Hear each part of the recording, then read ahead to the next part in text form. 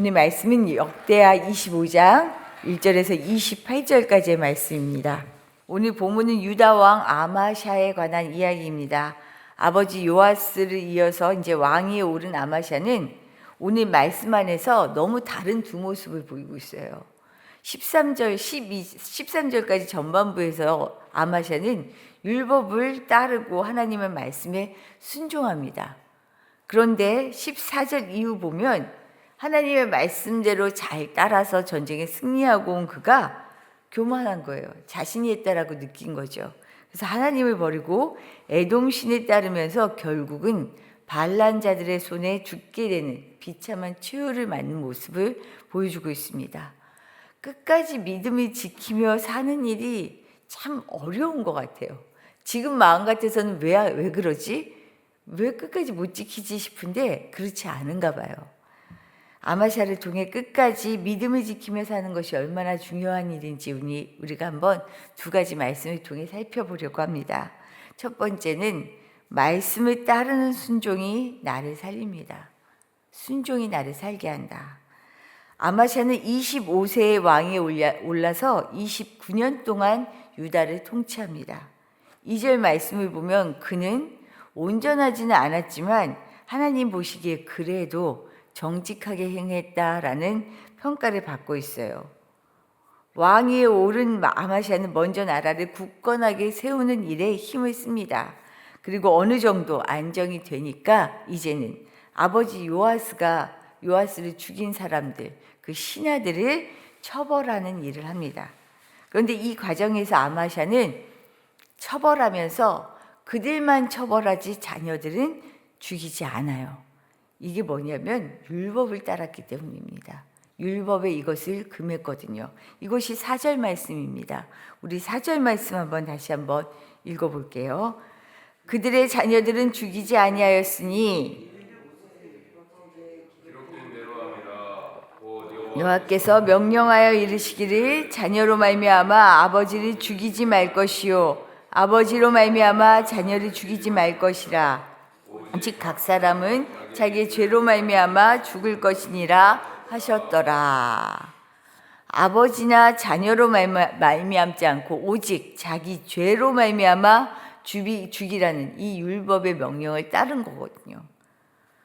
왕들은 장차 왕권을 위협할 수 있는 후환을 남기지 않는 것이 보통입니다. 그래서 3족 그 이상을 멸하는 경우가 일반적인데 그는 율법을 지키고 그의 근거한 통치를 지금 하고 있는 것을 볼 수 있어요. 왜 이런 결정을 했을까? 다른 것이 아니죠. 왕의 힘은 권력이 아니라 하나님으로부터 나오는 것이라는 것을 믿었기 때문이에요. 그에게 믿음이 있었습니다. 그래서 자기 후에 위협이 될 만한 요소라고 생각해도 하나님을 믿고 율법을 따른 거죠. 이런 아마샤의 믿음은 에돔과의 전쟁을 준비하면서도 그대로 잘 드러나요.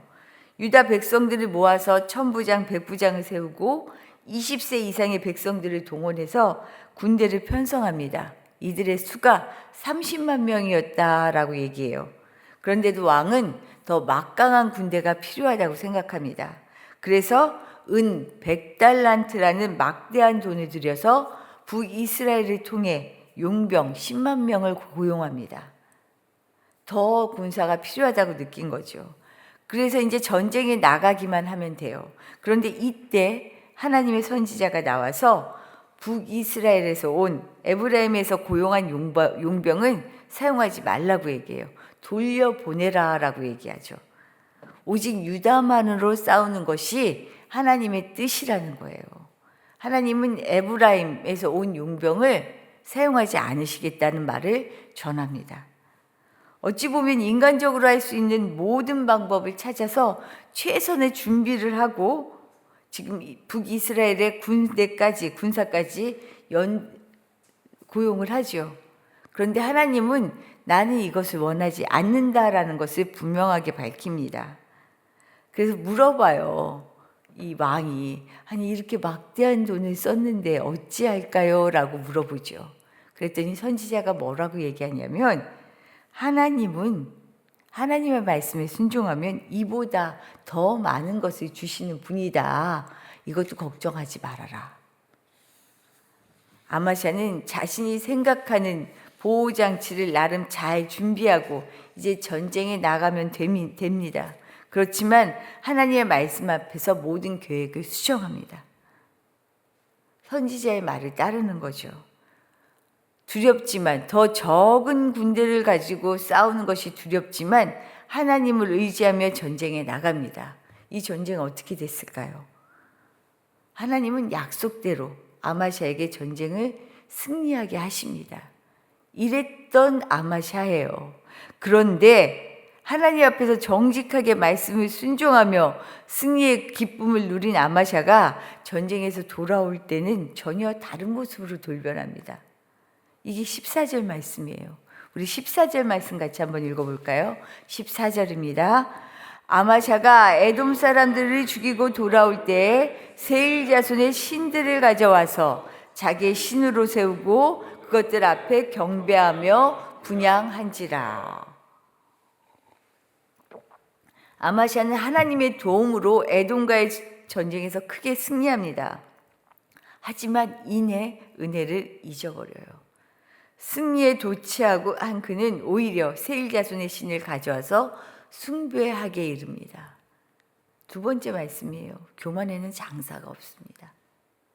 하지만 교만의 끝은 어때요? 패망입니다.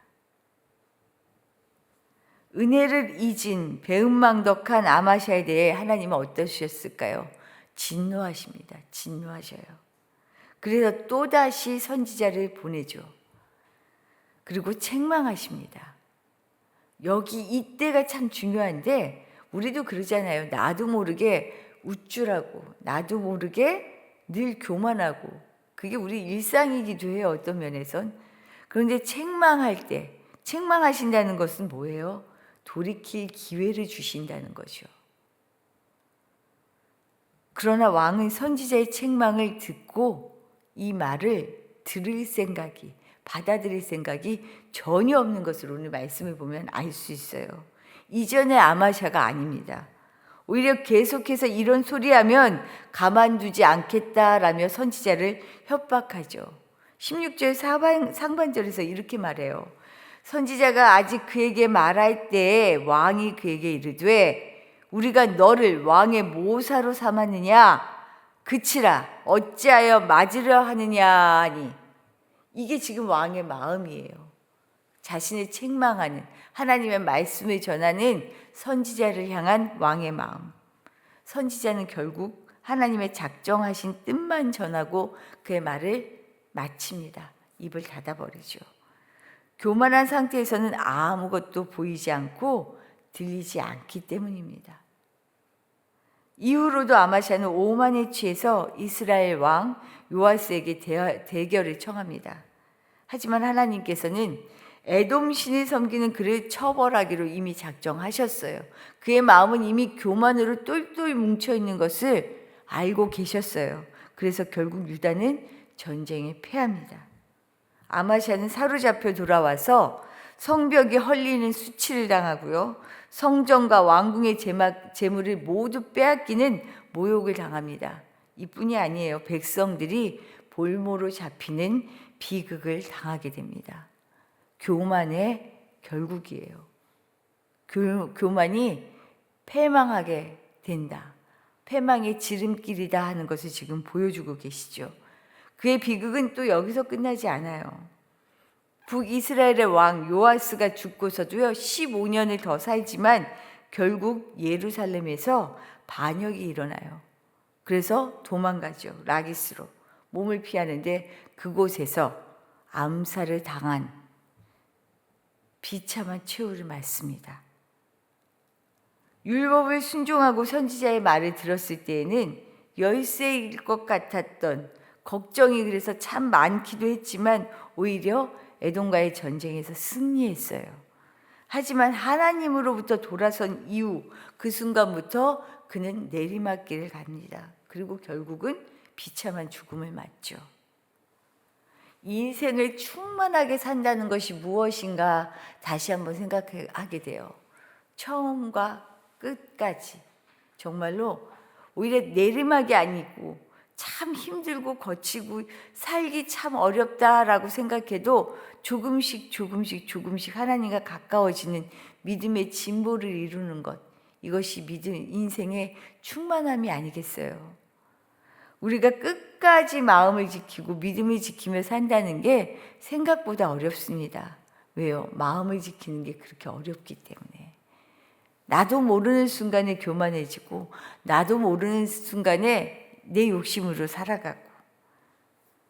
그래서 인생을 충만하게 살려면 말씀을 경청하고 교만을 피하며 끝까지 하나님의 말씀 앞에 순종하기를 힘쓰는 일이 아닌가 다시 한번 돌아보게 됩니다.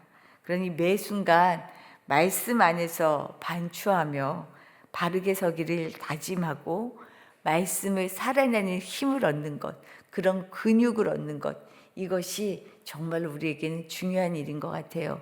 오늘도 그러기 위해서 이 아침 모이셨죠. 우리 하나님 앞에 그렇게 믿음으로 날마다 늘 조금이라도 새로워질 수 있는 인생이 되도록 기도하시기를 바랍니다. 주신 말씀 생각하며 기도하도록 할게요. 말씀을 따르는 순종이 나를 살게 합니다. 순종 이외에 다른 것이 없습니다. 때때마다 교만해지는데 교만의 끝은 무엇인지 우리 너무 잘 보았잖아요. 하나님 마음을 잘 지키며 끝까지 말씀 앞에 순종하는 인생 되게 해주십시오.